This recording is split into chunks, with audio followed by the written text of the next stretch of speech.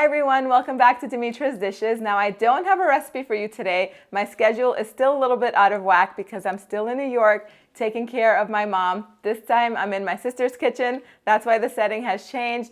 Thank you guys so much for all of your sweet wishes and your messages and your posts and your prayers.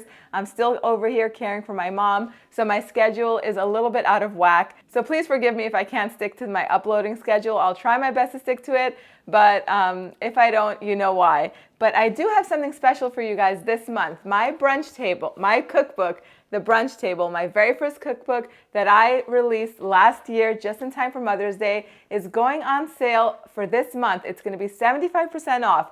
So the paperback is available on Amazon and it is not on sale because I do not control the pricing over there. But on my website, you can go ahead and download the ebook version for 75% off using the code 4MOM75.